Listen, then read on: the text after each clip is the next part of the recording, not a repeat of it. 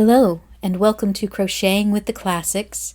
This is Stave 3 of A Christmas Carol by Charles Dickens. The Second of the Three Spirits.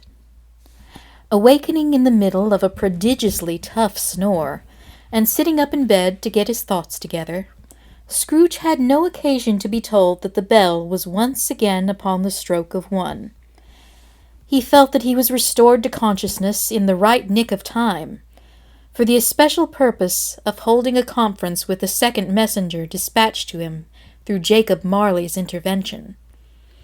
But, finding that he turned uncomfortably cold when he began to wonder which of his curtains this new spectre would draw back, he put them every one aside with his own hands, and lying down again, established a sharp lookout all around the bed, for he wished to challenge the spirit on the moment of its appearance, and did not wish to be taken by surprise and made nervous. Gentlemen of the free and easy sort, who plume themselves on being acquainted with a move or two, and being usually equal to the time of day, express the wide range of their capacity for adventure by observing that they are good for anything from pitch and toss to manslaughter, between which opposite extremes, no doubt, there lies a tolerably wide and comprehensive range of subjects. Without venturing for Scrooge quite as heartily as this, I don't mind calling on you to believe that he was ready for a good broad field of strange appearances, and that nothing between a baby and a rhinoceros would have astonished him very much. Now, being prepared for almost anything, he was not by any means prepared for nothing, and consequently when the bell struck 1 and no shape appeared, he was taken with a violent fit of trembling. 5 minutes, 10 minutes, a quarter of an hour went by, and yet nothing came. All this time he lay upon his bed, the very core and center of a blaze of ruddy light, which streamed upon it when the clock proclaimed the hour, and which, being only light, was more alarming than a dozen ghosts, as he was powerless to make out what it meant, or would be at, and was sometimes apprehensive that he might be, at that very moment, an interesting case of spontaneous combustion, without having the consolation of knowing it.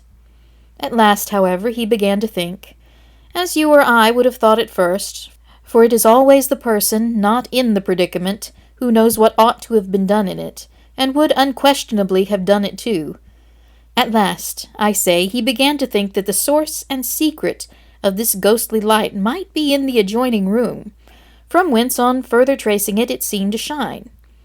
This idea taking full possession of his mind, he got up and shuffled in his slippers to the door.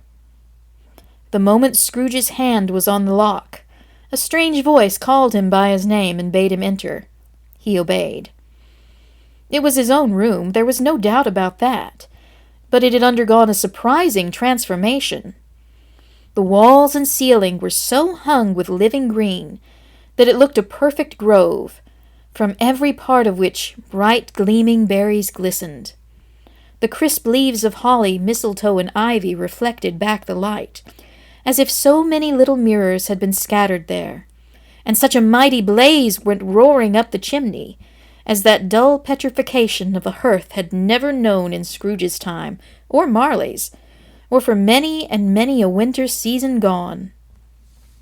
Heaped upon the floor to form a kind of throne were turkeys, geese, game, poultry, brawn, great joints of meat, suckling pigs, long wreaths of sausages, mince pies, plum puddings, barrels of oysters, red-hot chestnuts, cherry-cheeked apples, juicy oranges, luscious pears, immense twelfth cakes, and seething bowls of punch that made the chamber dim with their delicious steam.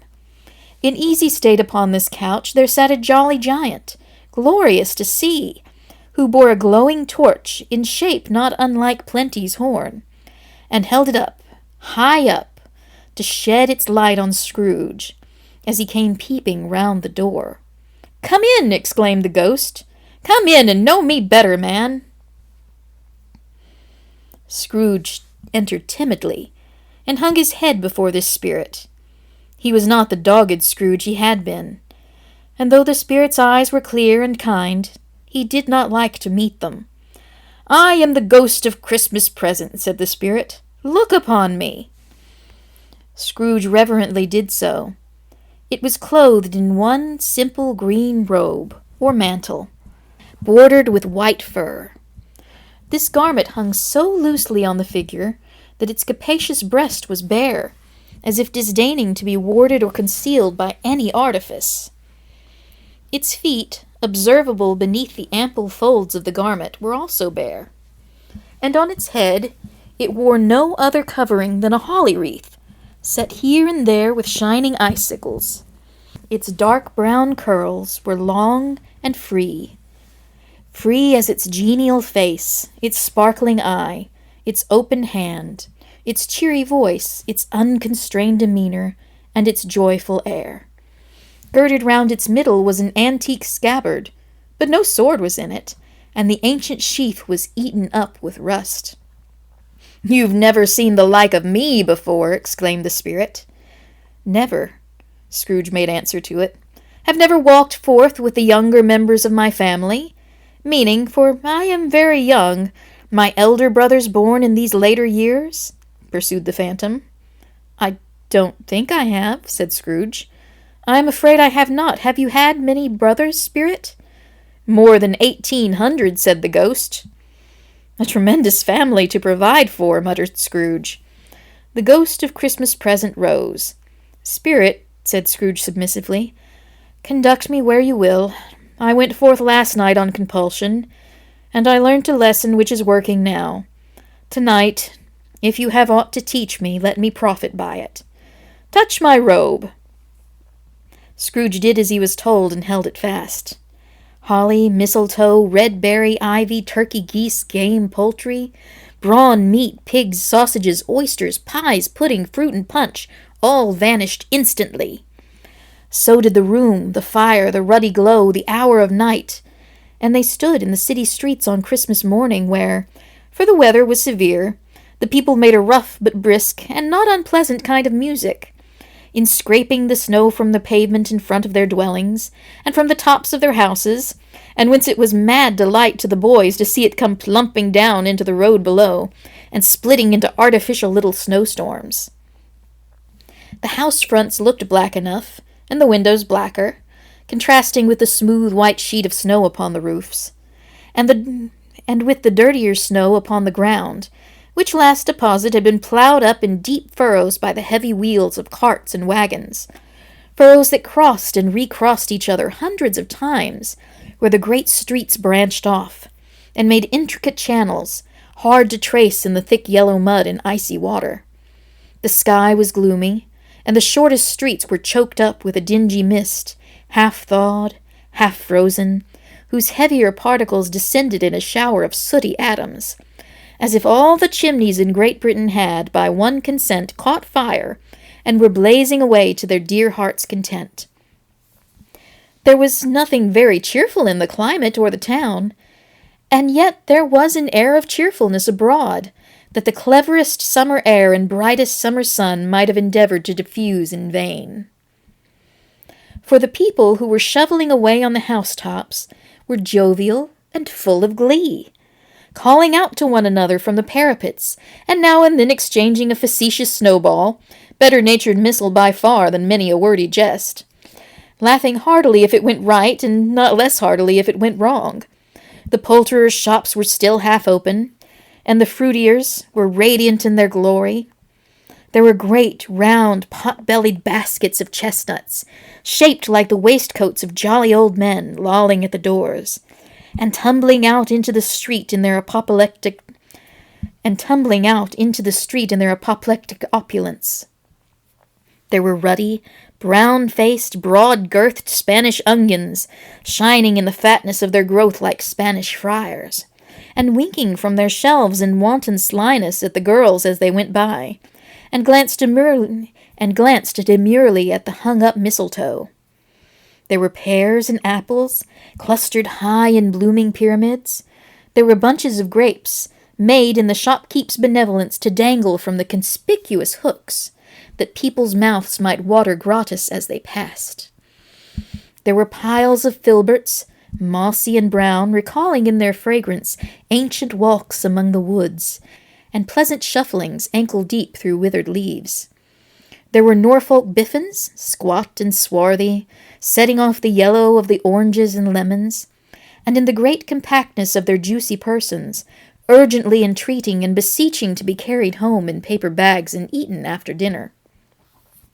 The very gold and silver fish, set forth among these choice fruits in a bowl, though members of a dull and stagnant-blooded race, appeared to know that there was something going on, and, to a fish, went gasping round and round in their little world in slow and passionless excitement.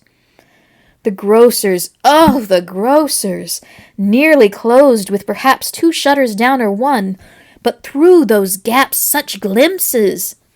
It was not alone that the scales descending on the counter made a merry sound, or that the twine and roller parted company so briskly, or that the canisters were rattled up and down like juggling tricks, or even that the blended scents of tea and coffee were so grateful to the nose, or even that the raisins were so plentiful and rare, the almonds so extremely white, the sticks of cinnamon so long and straight, the other spices so delicious, the candied fruits so caked and spotted with molten sugar as to make the coldest lookers-on feel faint and subsequently bilious. Nor was it that the figs were moist and pulpy, or that the French plumes blushed in the modest tartness from their highly decorated boxes, or that everything was good to eat and in its Christmas dress. But the customers were all so hurried and so eager in the hopeful promise of the day that they tumbled up against each other at the door, crashing their wicker baskets wildly, and left their purchases upon the counter, and came running back to fetch them, and committed hundreds of like mistakes, in the best humor possible, while the grocer and his people were so frank and fresh that the polished hearts with which they fashioned their aprons behind might have been their own, worn outside for general inspection, and for Christmas dolls to peck at if they chose. But soon the steeples called good people all, to church and chapel, and away they came, flocking through the streets in their best clothes, and with their gayest faces, and at the same time there emerged from scores of by-streets, lanes, and nameless turnings, innumerable people, carrying their dinners to the bakers' shops. The sight of these poor revellers appeared to interest the spirit very much, for he stood with Scrooge beside him in a baker's doorway, and taking off the covers as their bearers passed, sprinkled incense on their dinners from his torch. And it was a very uncommon kind of torch, for once or twice, when there were angry words between some dinner carriers, who had jostled each other, he shed a few drops of water on them from it, and their good humour was restored directly. For, they said, it was a shame to quarrel upon Christmas Day, and so it was. God love it, so it was. In time the bells ceased, and the bakers were shut up. And yet there was a genial shadowing back and forth of all these dinners, and the progress of their cooking, in the thawed blotch of wet above each of baker's oven, where the pavement smoked as if its stones were cooking too. "Is there a peculiar flavor in what you sprinkle from your torch?" asked Scrooge. "There is, my own." "Would it apply to any kind of dinner on this day?" asked Scrooge. "To any kindly given. To a poor one most." "Why to a poor one most?" asked Scrooge. "Because it needs it most." "Spirit," said Scrooge, after a moment's thought, "I wonder you, of all the beings in the many worlds about us, should desire to cramp these people's opportunities of innocent enjoyment." "I?" cried the spirit. "You would deprive them of their means of dining every 7th day. Often the only day on which they can be said to dine at all," said Scrooge, "wouldn't you?" "I?" cried the spirit.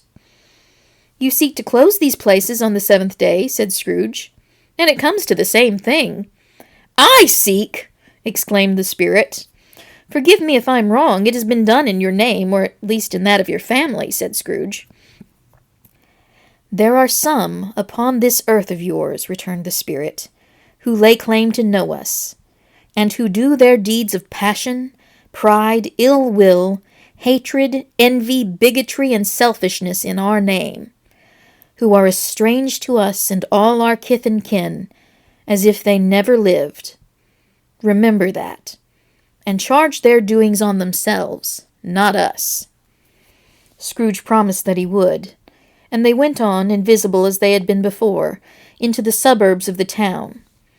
It was a remarkable quality of the ghost, which Scrooge had observed at the baker's, that notwithstanding his gigantic size, he could accommodate himself to any place with ease, and that he stood beneath a low roof quite as gracefully, and like a supernatural creature, as it was possible he could have done in any lofty hall. And perhaps it was the pleasure the good spirit had in showing off this power of his, or else it was his own kind, generous, hearty nature, and his sympathy with all poor men, that led him straight to Scrooge's clerk. For there he went, and took Scrooge with him, holding to his robe, and on the threshold of the door the spirit smiled, and stopped to bless Bob Cratchit's dwelling with the sprinkling of his torch. Think of that! Bob had but a 15 bob a week himself. He pocketed on Saturdays but 15 copies of his Christian name, and that yet the ghost of Christmas present blessed his 4-roomed house. Then up rose Mrs. Cratchit, Cratchit's wife, dressed out but poorly in a twice-turned gown, but brave in ribbons, which are cheap, and make a goodly show for 6pence. And she laid the cloth, assisted by Belinda Cratchit, second of her daughters, also brave in ribbons, while Master Peter Cratchit plunged a fork into the saucepan of potatoes, and getting the corners of his monstrous shirt-collar, Bob's private property, conferred upon his son and heir in honor of the day, into his mouth, rejoiced to find himself so gallantly attired, and yearned to show his linen in the fashionable parks. And now 2 smaller Cratchits, boy and girl, came tearing in, screaming that outside the baker's they had smelt the goose, and known it for their own, and basking in luxurious thoughts of sage and onion. These young Cratchits danced about the table and exalted Master Peter Cratchit to the skies, while he, not proud, although his collars nearly choked him, blew the fire, until the slow potatoes, bubbling up, knocked loudly at the saucepan lid to be let out and peeled. "What has ever got into your precious father, then?" said Mrs. Cratchit, "and your brother, Tiny Tim? And Martha weren't as late last Christmas Day by half an hour." "Here's Martha, mother," said a girl, appearing as she spoke. "Here's Martha, mother," cried the 2 young Cratchits. "Hurrah, there's such a goose, Martha!" "Why, bless your heart alive, my dear, how late you are," said Mrs. Cratchit, kissing her a dozen times, and taking off her shawl and bonnet for her with officious zeal. "We'd a deal of work to finish up last night," replied the girl, "and had to clear away this morning, mother." "Well, never mind, so long as you're come," said Mrs. Cratchit. "Sit ye down before the fire, my dear, and have a warm, Lord bless ye." "No, no, there's father coming," cried the 2 young Cratchits, who were everywhere at once. "Hide, Martha, hide!" So Martha hid herself, and in came little Bob, the father, with at least 3 feet of comforter exclusive of the fringe, hanging down before him, and his threadbare clothes darned up and brushed to look seasonable, and Tiny Tim upon his shoulder. Alas for Tiny Tim, he bore a little crutch, and had his limbs supported by an iron frame. "Why, where's our Martha?" cried Bob Cratchit, looking round. "Not coming," said Mrs. Cratchit. "Not coming," said Bob, with a sudden declension in his high spirits, for he had been Tim's blood horse all the way from the church and had come home rampant. "Not coming upon Christmas Day?" Martha didn't like to see him disappointed, if it were only in a joke, so she came out prematurely from behind a closet door and ran into his arms, while the 2 young Cratchits hustled Tiny Tim and bore him off to the wash-house that he might hear the pudding singing in the copper. "And how did little Tim behave?" asked Mrs. Cratchit, when she had rallied Bob on his credulity, and Bob had hugged his daughter to his heart's content. "As good as gold and better," said Bob. "Somehow he gets thoughtful sitting by himself so much and thinks the strangest things you ever heard. He told me, coming home, that he hoped the people saw him in the church because he was a cripple, and it might be pleasant to them to remember upon Christmas Day who made lame beggars walk and blind men see. Bob's voice was tremulous when he told them this, and trembled more when he said that Tiny Tim was growing strong and hearty. His active little crutch was heard upon the floor, and back came Tiny Tim before another word was spoken, escorted by his brother and sister to his stool before the fire.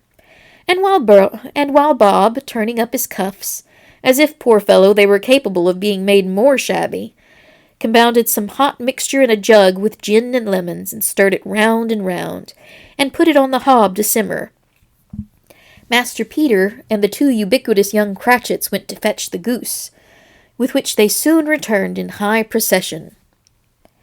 Such a bustle ensued you might have thought a goose the rarest of all birds, a feathered phenomenon to which a black swan was a matter of course. And in truth it was something very like it in that house. Mrs. Cratchit made the gravy, ready beforehand in a little saucepan, hissing hot. Master Peter mashed the potatoes with incredible vigor. Miss Belinda sweetened up the apple sauce. Martha dusted the hot plates. Bob took Tiny Tim beside him in a tiny corner at the table, and the two young Cratchits set chairs for everybody, not forgetting themselves, and mounting guard upon their posts, crammed spoons into their mouths, lest they should shriek for goose before their turn came to be helped. At last the dishes were set on, and grace was said. It was succeeded by a breathless pause as Mrs. Cratchit, looking slowly all along the carving knife, prepared to plunge it into the breast. But when she did, and when the long-expected gush of stuffing issued forth, one murmur of delight arose all around the board, and even Tiny Tim, excited by the two young Cratchits, beat on the table with the handle of his knife, and feebly cried, "Hurrah!" There never was such a goose. Bob said he didn't believe there ever was such a goose cooked. Its tenderness and flavor, size and cheapness were the themes of universal admiration. Eked out by apple sauce and mashed potatoes, it was a sufficient dinner for the whole family. Indeed, as Mrs. Cratchit said with great delight, surveying one small atom of a bone upon the dish, they hadn't ate it all at last. Yet everyone had had enough, and the youngest Cratchits in particular were steeped in sage and onion to the eyebrows. But now, the plates being changed by Miss Belinda, Mrs. Cratchit left the room alone, too nervous to bear witness, to take the pudding up and bring it in. Suppose it should not be done enough! Suppose it should break in turning out! Suppose somebody should have got all over the wall of the backyard and stolen it while they were merry with the goose! A supposition at which the two young Cratchits became livid. All sorts of horrors were supposed. Hello, a great deal of steam! The pudding was out of the copper and smelling like a washing day. That was the cloth. A smell like an eating house and a pastry cook's next door to each other, with a laundress's next door to that. That was the pudding. In half a minute, Mrs. Cratchit entered, flushed but smiling proudly, with the pudding like a speckled cannonball, so hard and firm, blazing in half and half a quartern of ignited brandy, and bedight with Christmas holly stuck into the top. Oh, a wonderful pudding! Bob Cratchit said, and calmly too, that he regarded it as the greatest success achieved by Mrs. Cratchit since their marriage. Mrs. Cratchit said that now the weight was off her mind. She would confess that she had had her doubts about the quantity of flour.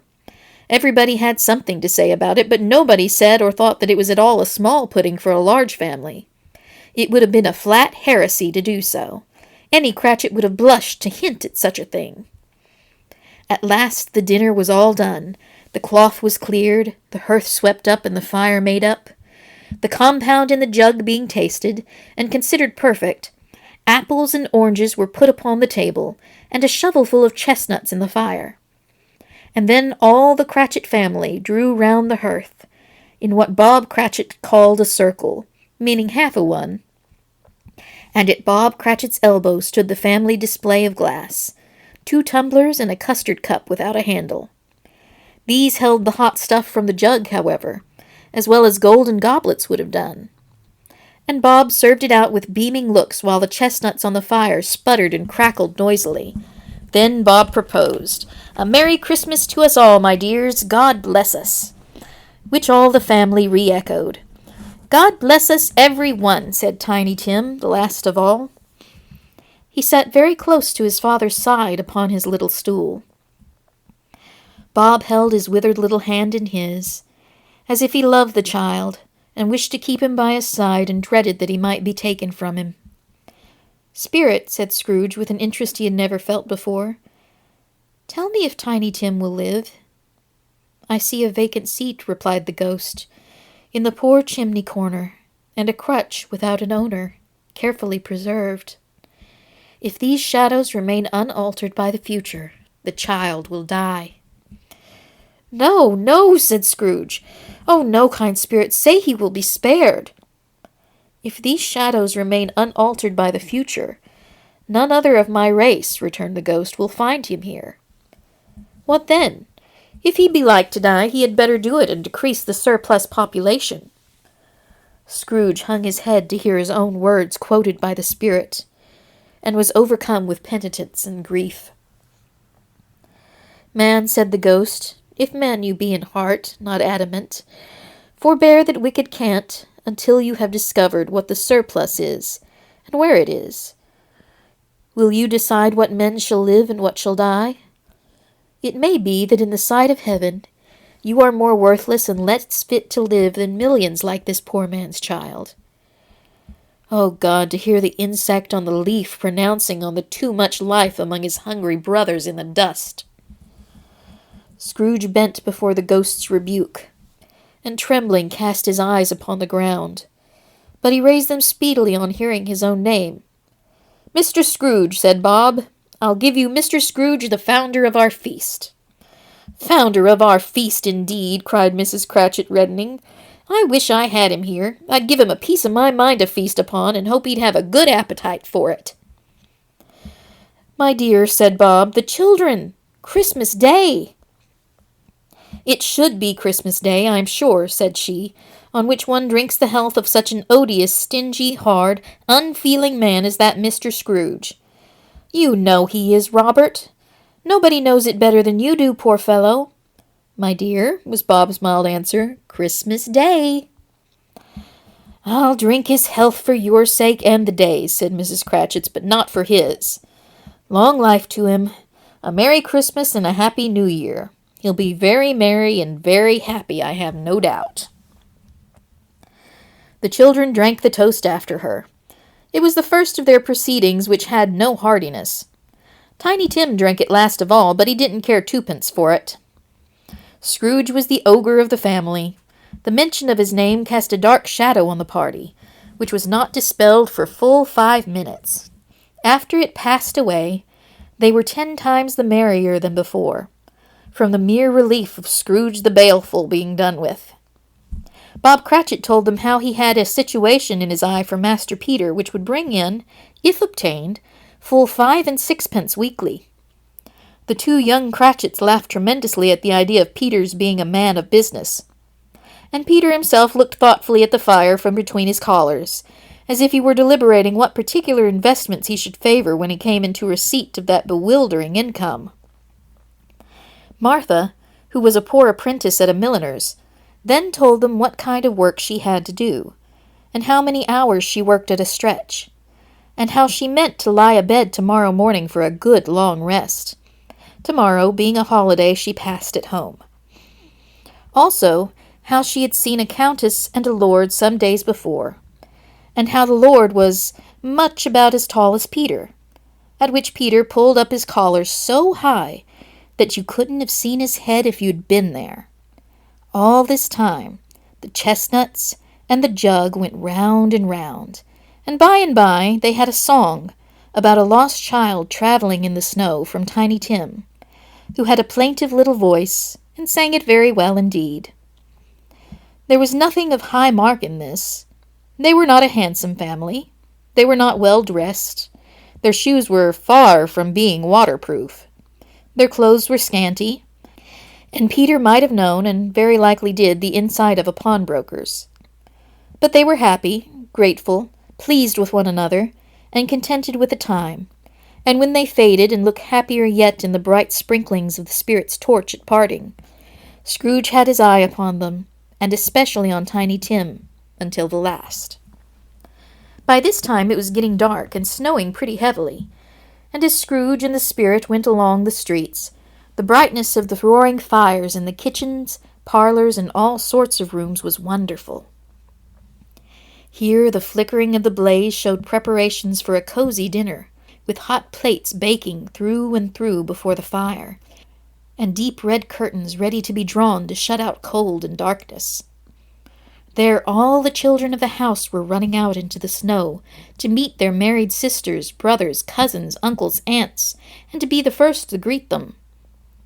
Here again were shadows on the window blind of guests assembling, and there a group of handsome girls, all hooded and fur-booted, and all chattering at once, tripped lightly off to some near neighbor's house, where woe upon the single man who saw them enter, artful witches well they knew it, in a glow. But if you had judged from the numbers of people on their way to friendly gatherings, you might have thought that no one was at home to give them welcome when they got there, instead of every house expecting company, and piling up its fires half chimney high. Blessings on it, how the ghost exulted! How it bared its breadth of breast, and opened its capacious palm and floated on, outpouring with a generous hand its bright and harmless mirth on everything within its reach. The very lamplighter who ran on before, dotting the dusky streets with specks of light, and who was dressed to spend the evening somewhere, laughed out loudly as the spirit passed, though little ken to the lamplighter that he had any company but Christmas. And now, without a word of warning from the ghost, they stood upon a bleak and desert moor, where monstrous masses of rude stone were cast about, as though it were the burial place of giants, and water spread itself wheresoever it listed, or would have done so but for the frost that held it prisoner. And nothing grew but moss and furze and coarse rank grass. Down in the west the setting sun had left a streak of fiery red, which glared upon the desolation for an instant, like a sullen eye, and frowning lower, lower, lower yet, was lost in the thick gloom of the darkest night.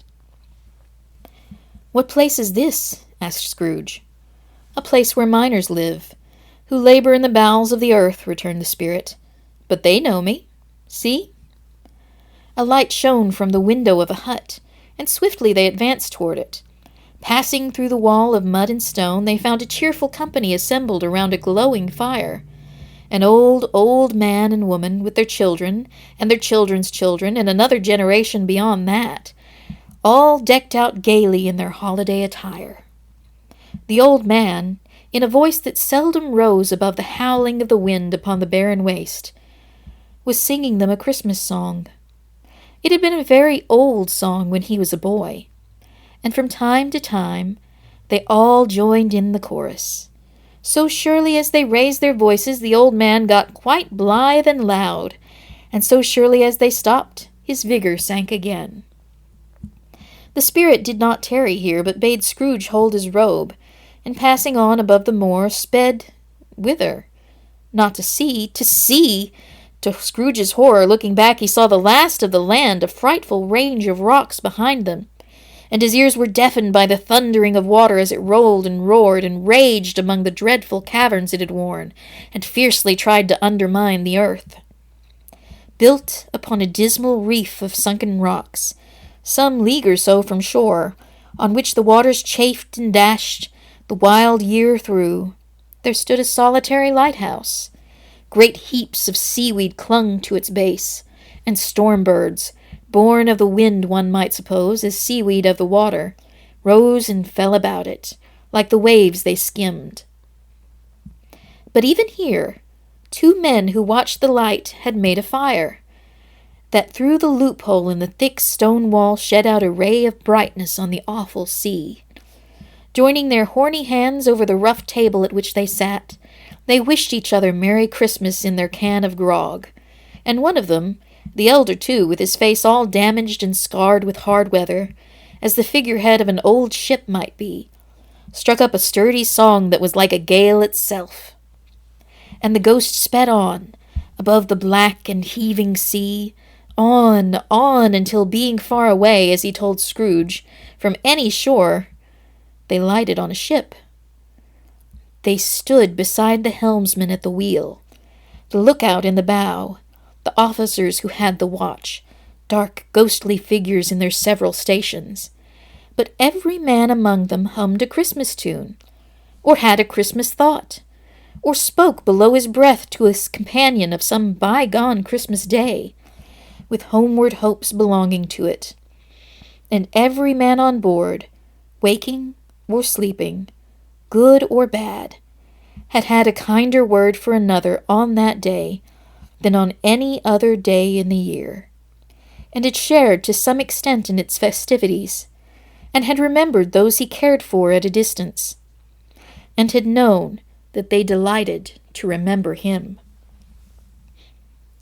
It was a great surprise to Scrooge, while listening to the moaning of the wind, and thinking what a solemn thing it was to move on through the lonely darkness over an unknown abyss, whose depths were secrets as profound as death.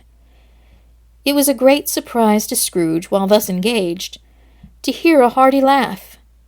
It was a much greater surprise to Scrooge to recognize it as his own nephew's, and to find himself in a bright, dry, gleaming room, with the spirit standing smiling by his side and looking at that same nephew with approving affability. "Ha-ha!" said Scrooge's nephew. "If you should happen, by any chance, to know a man more blessed in a laugh than Scrooge's nephew, all I can say is, I should like to know him too. Introduce him to me, and I'll cultivate his acquaintance." It is a fair, even-handed, noble adjustment of things, that while there is an infection in disease and sorrow, there is nothing in the world so irresistibly contagious as laughter and good humor. When Scrooge's nephew laughed in this way, holding his sides, rolling his head, and twisting his face into the most extravagant contortions, Scrooge's niece, by marriage, laughed as heartily as he, and their assembled friends, being not a bit behindhand, roared out lustily. "He said that Christmas was a humbug, as I live, Scrooge's nephew. He believed it, too." "More shame for him, Fred," said Scrooge's niece indignantly. "Bless those women, they never do anything by halves. They are always in earnest."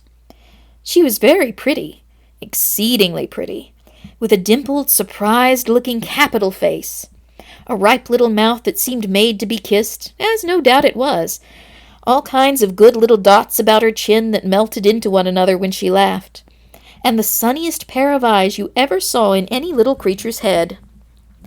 Although she was what you would have called provoking, you know, but satisfactory, too. Oh, perfectly satisfactory. "He's a comical old fellow," said Scrooge's nephew. "That's the truth, and not so pleasant as he might be. However, his offenses carry their own punishment, and I have nothing to say against him." "I'm sure he is very rich, Fred," hinted Scrooge's niece. "At least you always tell me so." "What of that, my dear?" said Scrooge's nephew. "His wealth is of no use to him. He doesn't do any good with it. He don't make himself comfortable with it. He hasn't the satisfaction of thinking that he's ever going to benefit us with it." "I have no patience with him," observed Scrooge's niece. Scrooge's niece's sisters and all the other ladies expressed the same opinion. "Oh, I have," said Scrooge's nephew. "I'm sorry for him. I couldn't be angry with him if I tried. Who suffers by his ill whims? Himself, always. Here he takes it into his head to dislike us, and won't come and dine with us, and what's the consequence? He don't lose much of a dinner." "Indeed, I think he loses a very good dinner," said Scrooge's niece. Everybody else said the same, and they must be allowed to have competent judges, because they had just had dinner, and with the dessert upon the table were clustered round the fire by lamplight. "Well, I'm very glad to hear it," said Scrooge's nephew, "because I haven't great faith in these young housekeepers. What do you say, Topper?" Topper had clearly got his eye upon one of Scrooge's niece's sisters, for he answered that a bachelor was a wretched outcast, who had no right to express an opinion on the subject. Whereat Scrooge's niece's sister, the plump one with the lace tucker, not the one with the roses, blushed. "Do go on, Fred," said Scrooge's niece, clapping her hands. "He never finishes what he begins to say. He's such a ridiculous fellow." Scrooge's nephew revelled in another laugh, and as it was impossible to keep the infection off, though the plump sister tried hard to do it with aromatic vinegar, his example was unanimously followed. "I was only going to say," said Scrooge's nephew, "that the consequence of his taking a dislike to us, and not making merry with us, is, as I think, that he loses some pleasant moments which could do him no harm. I'm sure he loses pleasanter companions than he can find in his own thoughts, either in his mouldy old office or his dusty chambers. I mean to give him the same chance every year, whether he likes it or not, for I pity him. He may rail at Christmas till he dies, but he can't help thinking better of it. I defy him. And if he finds me going there in good temper, year after year, and saying, 'Uncle Scrooge, how are you?' if it only puts him in the vein to leave his poor clerk £50, that's something. And I think I shook him yesterday." It was their turn to laugh now at the notion of his shaking Scrooge. But being thoroughly good-natured, and not much caring what they laughed at, so that they laughed at any rate, he encouraged them in their merriment, and passed the bottle joyously. After tea they had some music, for they were a musical family, and knew what they were about. When they sung a glee or catch, I can assure you, especially Topper, who could growl away in the bass like a good one, and never swell the large veins in his forehead or get red in the face over it. Scrooge's niece played well upon the harp, and played among other tunes a simple little air, a mere nothing, you might learn to whistle it in 2 minutes, which had been familiar to the child who fetched Scrooge from the boarding-school, as he had been reminded by the ghost of Christmas past. When this strain of music sounded, all the things that ghost had shown him came upon his mind, and he softened more and more, and thought that if he could have listened to it often, years ago, he might have cultivated the kindnesses of life for his own happiness with his own hands, without resorting to the sexton's spade that buried Jacob Marley. But they didn't devote the whole evening to music. After a while they played at forfeits, for it is good to be children sometimes, and never better than at Christmas, when its mighty founder was a child himself. Stop! There was first a game at Blind Man's Bluff. Of course there was. And I no more believe Topper was really blind than I believe he had eyes in his boots. My opinion is that it was a done thing between him and Scrooge's nephew, and that the ghost of Christmas present knew it. The way he went after that plump sister in the late Tucker was an outrage on the credulity of human nature. Knocking down the fire-irons, tumbling over the chairs, bumping against the piano, smothering himself among the curtains, wherever she went, there went he. He always knew where the plump sister was. He wouldn't catch anybody else. If you had fallen up against him, as some of them did on purpose, he would have made feint of endeavoring to seize you, which would have been an affront to your understanding, and would instantly have sidled off in the direction of the plump sister.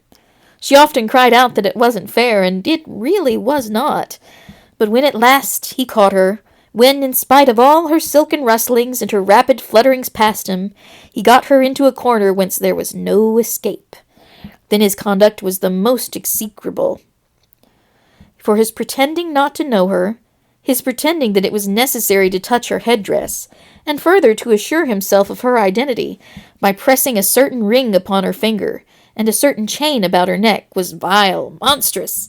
No doubt she told him her opinion of it. And when, another blind man being in office, they were so very confidential together behind the curtains. Scrooge's niece was not one of the Blind Man's Bluff party, but was made comfortable with a large chair and a footstool in a snug corner, where the ghost and Scrooge were close behind her. But she joined in all the forfeits, and loved her love to admiration, with all the letters of the alphabet. Likewise at the game of how, when, and where she was very great, and to the secret joy of Scrooge's nephew beat her sisters hollow, though they were sharp girls too, as Topper could have told you. There might have been 20 people there, young and old, but they all played, and so did Scrooge, for wholly forgetting in the interest he had in what was going on, that his voice made no sound to their ears. He sometimes came out with his guess quite loud, and very often guessed quite right, too. For the sharpest needle, best Whitechapel, warranted to not cut in the eye, was not sharper than Scrooge, blunt as he took it in his head to be. The ghost was greatly pleased to find him in this mood, and looked upon him with such favor that he begged like a boy to be allowed to stay until the guest departed. But this, the spirit said, could not be done.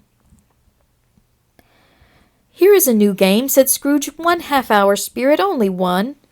It was a game called Yes and No, where Scrooge's nephew had to think of something, and the rest must find out what, he only answering to their questions yes or no, as the case was.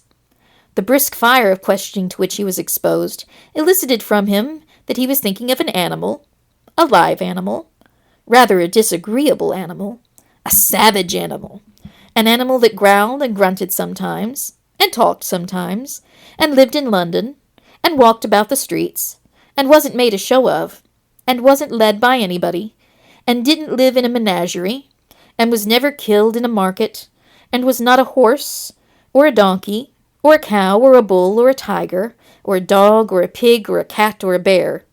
At every fresh question that was put to him, this nephew burst out into a fresh roar of laughter, and was so inexpressibly tickled that he was obliged to get up off the sofa and stamp. At last the plump sister, falling into a similar state, cried out, "I found it out! I know what it is, Fred! I know what it is!" "What is it?" cried Fred. "It's your Uncle Scrooge!" Which it certainly was. Admiration was the universal sentiment, although some objected to the reply, "Is it a bear?" ought to have been yes, inasmuch as the answer in the negative was sufficient to have diverted their thoughts from Mr. Scrooge, supposing they had ever had any tendency that way. "He has given us plenty of merriment, I am sure," said Fred, "and it would be ungrateful not to drink his health. Here's a glass of mulled wine ready to our hand at the moment, and I say, Uncle Scrooge!" "Well, Uncle Scrooge!" they cried. "A Merry Christmas and a Happy New Year to the old man, wherever he is. He wouldn't take it from me, but may he have it nevertheless. Uncle Scrooge!" Uncle Scrooge had imperceptibly become so gay and light at heart that he would have pledged the unconscious company in return, and thanked them in an audible speech, if the ghost had given him time. But the whole scene passed off in the breath of the last words spoken by the nephew, and he and the spirit were again upon their travels. Much they saw, and far they went, and many homes they visited, but always with a happy end. The spirit stood beside sick beds, and they were cheerful, on foreign lands, and they were close at home, by struggling men, and they were patient in their greater hope, by poverty, and it was rich, in almshouses, hospital, and jail, in misery's every refuge, where vain man in his little brief authority had not made fast the door, and barred the spirit out. He left his blessing, and taught Scrooge his precepts. It was a long night, if it were only a night, but Scrooge had his doubts of this because the Christmas holidays appeared to be condensed into the space of time they passed together. It was strange, too, that while Scrooge remained unaltered in his outward form, the ghost grew older, clearly older. Scrooge had observed this change, but never spoke of it, until they left a children's 12th night party, when looking at the spirit as they stood together in an open space, he noticed that its hair was gray. "Are spirits' lives so short?" asked Scrooge. "My life upon this globe is very brief," replied the ghost. "It ends tonight." "Tonight!" cried Scrooge. "Tonight at midnight. Hark! The time is drawing near." The chimes were ringing the 11:75 at that moment. "Forgive me if I'm not justified in what I ask," said Scrooge, looking intently at the spirit's robe. "But I see something strange and not belonging to yourself protruding from your skirts. Is it a foot or a claw?" "It might be a claw, for the flesh there is upon it," was the spirit's sorrowful reply. "Look here." From the foldings of its robe, it brought 2 children, wretched, abject, frightful, hideous, miserable. They knelt down at his feet, and clung upon the outside of its garment. "Oh, man, look here! Look down here!" exclaimed the ghost. They were a boy and girl, yellow, meagre, ragged, scowling, wolfish, but prostrate, too, in their humility. Where graceful youth should have filled their features out, and touched them with its freshest tints, a state and shriveled hand, like that of age, had pinched and twisted them, and pulled them into shreds. Where angels might have sat enthroned, devils lurked, and glared out menacing. No change, no degradation, no perversion of humanity in any grade, through all the mysteries of wonderful creation, has monsters half so horrible and dread. Scrooge started back appalled. Having them shown to him in this way, he tried to say they were fine children, but the words choked themselves, rather than be parties to a lie of such enormous magnitude. Spirit, are they yours? Scrooge could say no more. They are man's, said the spirit, looking down upon them, and they cling to me, appealing from their fathers. This boy is ignorance. This girl is want. Beware them both, and all of their degree, but most of all beware this boy, for on his brow I see that written which is doom, unless the writing be erased. Deny it, cried the spirit, stretching out his hands toward the city. Slander those who tell it ye. Admit it for your factious purposes, and make it worse, and abide the end. Have they no refuge or resource? Cried Scrooge. Are there no prisons? Said the spirit, turning on him for the last time with his own words. Are there no workhouses? The bell struck 12. Scrooge looked about him for the ghost and saw it not.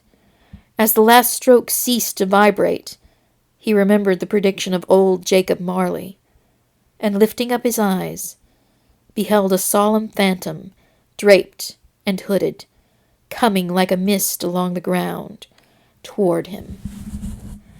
Well, I hope you enjoyed this, and thank you for being with me today. Have a lovely evening. Goodbye.